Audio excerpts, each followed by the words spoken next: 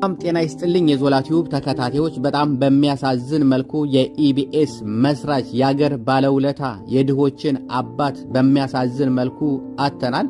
እንግዲህ በቅርብ ጊዜ ነበር አቶ ነጻነት ወርቅነህን የኢቢኤስ ጋዜጠኛ በሚያሳዝንና ድንገተኛ በሆነ መርዶ የሰማ ነው። አሁን ደግሞ እንደዚሁ በተመሳሳይ ሰዓት የኢቢኤስ መስራች አቶ አማን ፍስሐን እንደዚሁ አሳዛኝ መርዶ ሰምተናል። በእውነት በጣም የሚያሳዝን ነገር ነው። እንግዲህ ኢቢኤስ ላይ ሀዘኖች እየተደጋገሙ ነው ያለው።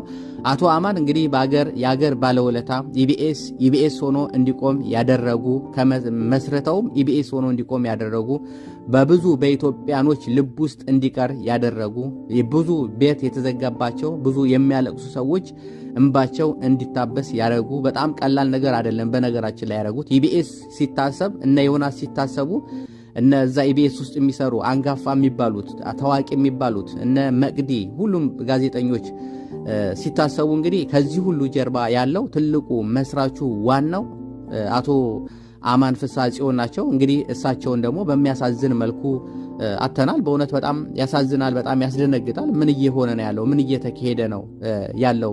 እንግዲህ በቅርብ ጊዜ የነጻነትን ወርቅነህ እንደዚሁ በአስደንጋጭ ሁኔታ እውነት እኔ የሚመጣም እየመሰለኝ ነው የምጠብቀው። የነጻነት በጣም ነው እኔ ስሜቱንም በቃ ልክ ሞተ ሲባል የነበረ ስሜት እንደው በተደጋጋሚ ጊዜ እንዳወራሁት የሱና የታሪኩ ባባ ስሜት በቃ አንድ አይነት ሁኔታዎች ውስጥ ነው ጭቅላቴን እንትን ያለውና አሁንም ልክ እንደዛው ደግሞ አሁን ደግሞ ዋናው መስራቹን አተናል። ነጻነት እንግዲህ ካረፈው በኋላ በጣም ብዙ ድብቅ ነገሮችን ሰምተናል። በጣም በሚያሳዝን መልኩ ኢቢኤስ ላይ እየሰራ ብሩን እየቀየረ ልጆቹን አሜሪካ እሱ ራሱ እንደሚያስተምር እና ቤት እንኳን እንደሌለው ከባለቤቱ እናት ጋር እንደሚኖር ብቻ በአጠቃላይ ያለው ሁኔታ በጣም የሚያሳዝን ሁኔታዎች ተሰምቶ እንደውም ከዛ በኋላ የጎፈንድሚ ስብሰባ ተደርጎ አሁን ጥሩ ሁኔታ ላይ ብዙ ተሰብስቧል። ይሄን ያህል የተጠበቀው ባይሆን በሌሎች ነገሮች ይግባ ያላቅም ግን በጎፈንድሚ የተሰበሰበው ወደ 80 ምናምን ሺህ ዶላር ያህል ተሰብስቧል። ጥሩ እየሄደ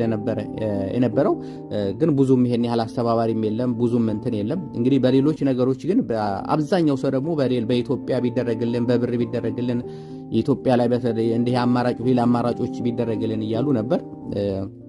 ለማንኛውም ግን ለነጻነት ቤተሰብ ለልጆቹ የሚሆን ኢቢኤስ ላይ እየሰራ ስለሆነ ወደ አሜሪካ እየላከ ስለሆነ ልጆቹን የሚያስተምረው ልጆቹ ትምህርታቸውን እንዳያቆሙ ተብሎ እንግዲህ ጎፈንድሚ ተሰብስበው ወደ 80 ሺህ አካባቢ ተሰብስቧል። ይሄ በጣም ደስ የሚል ነገር ነው። የኢትዮጵያን ሕዝቦች የርብራቢዎቹ